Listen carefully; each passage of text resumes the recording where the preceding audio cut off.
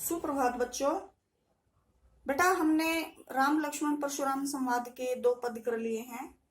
उम्मीद है आप लोगों ने लिख लिया होगा। तीसरा पद है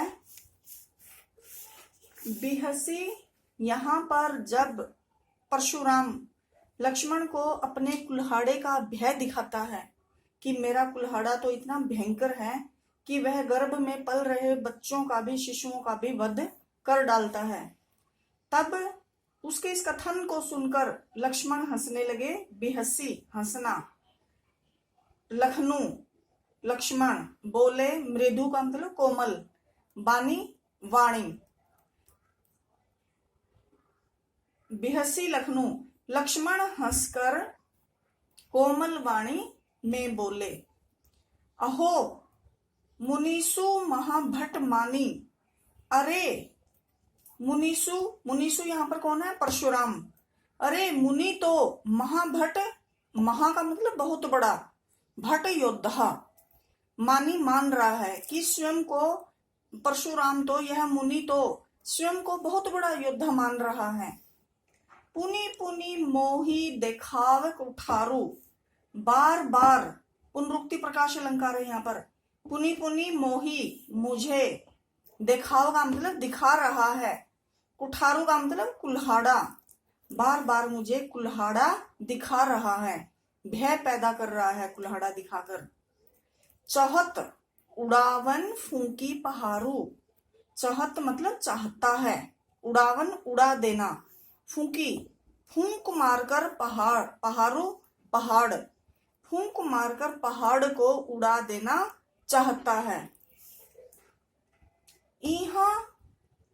यहाँ मतलब यहाँ से तात्पर्य यहाँ जो समस्त सभा, इस सभा में मौजूद, यहाँ कोमड़ बतिया, कोमड़ बतिया कोमड़े का छोटा सा फल, काशी फल।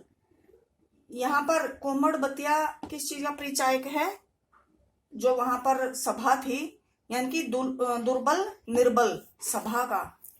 को नहीं, कोई भी नहीं, यहाँ पर कुम्हड़े के छोटे से फल के समान कोई भी नहीं है, यानी कि इस सभा में इतना दुर्बल, इतना कमजोर कोई भी नहीं है। जे तर्जनी देखी मरी जाही, जो तर्जनी मतलब त्याज्य उंगली जो होती है हमारी अंगूठे के साथ वाली, जो त्याज्य उंगली को देखकर मर जाए, डर जाए, भय खा जाए, इतना कमजोर यहाँ पर कोई भी नहीं है, इतना दुर्बल कोई भी नहीं है।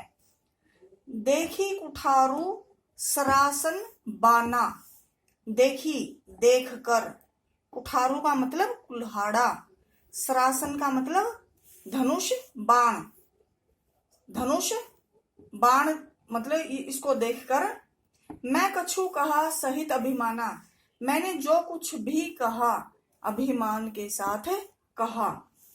लक्ष्मण कहता जा रहा है यहाँ पर, भृगुसुत समूझी, भृगुसुत समझकर, यानी कि भृगु वंश की संतान समझकर, जनेऊ बिलोकी और यज्ञोपवीत, जनेऊ जो धागा होता है ना ब्राह्मण लोग पहनते हैं, और यज्ञोपवीत देखकर या जनेऊ देखकर, बिलोकी का मतलब देखना, देखकर, तुम्हें ब्राह्मण समझकर, ब्राह्मण संतान समझकर, और तुम्हारे गले में जनेऊ देखकर, जो कछु कहूँ सहो रिस रोकी, और जो कुछ भी आपने मुझे कहा, लक्ष्मण कह रहा है यहाँ पर कि आपने जो कुछ भी कहा, सहो मैंने सहा, रिस रोकी क्रोध को रोककर मैंने वह सब सहन कर लिया। इसके पीछे क्या कारण था सहन करने का? कि वो भृगुसुत है, भृगुवंशी है, ब्राह्मण है, और उसके गले में जनेऊ देखकर। सुर महिसुर हरिजन अरुगाई, सुर का मतलब होता है देवता, महिसुर ब्राह्मण, हरिजन हरिभक्त, हरि का भजन करने वाला है जो, अरु का मतलब और, गाय का मतलब गाय। ये 4 भगवान, प्रभु, ब्राह्मण, हरिभक्त और गाय। हमरे कुल, अपनी कुल की श्रेष्ठता बताते हुए लक्ष्मण कहता है कि हमारे कुल की ये परंपरा है, ये रीत है कि इन चारों पर, जो ऊपर आए हैं, इन चारों पर हमारे कुल में शौर्य का परिचय, इन्हें पर न सुराई, इन पर वीरता नहीं दिखाई जाती, हम इनके साथ युद्ध नहीं करते, इन पर शौर्य का परिचय नहीं दिया जाता। बधे पापू, अगर इनसे, बधे मतलब अगर इनको मार देते हैं तो पाप होता है, पाप लगता है। अपकीर्ति, अपकीर्ति कैसे होती है? हारें। और अगर इनसे हार जाते हैं तो अपयश होता है, कुल का अपमान होता है, कुल का हनन होता है, अपयश होता है।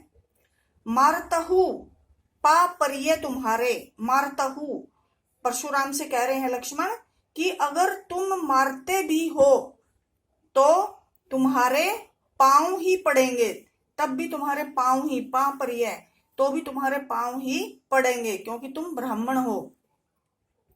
कोटि कुलिस, यहां पर देखो कितना जबरदस्त व्यंग्य बाण छोड़ा है। कोटि कुलिस सम वचनु तुम्हारा, कोटि का मतलब होता है करोड़ों, कुलिस का मतलब वज्र, सम उपमा अलंकार आ गया यहाँ पर, सम का मतलब समान, वचनु तुम्हारा। बेटा देखो, जो वचन का घाव होता है वो कभी नहीं भरता, शारीरिक घाव दिया, जो शारीरिक घाव होता है वो भर जाता है, लेकिन जो बोल होते हैं वो नहीं भरते हैं, वो घाव जो दे जाते हैं। तो यहाँ पर इसी बात पर वो कहते हैं कि तुम्हारे जो वचन हैं, तुम्हारे वचन ही करोड़ों वज्रों के समान प्रभावशाली हैं, घायल कर देने वाले हैं, इतने भारी भरकम वचन हैं तुम्हारे।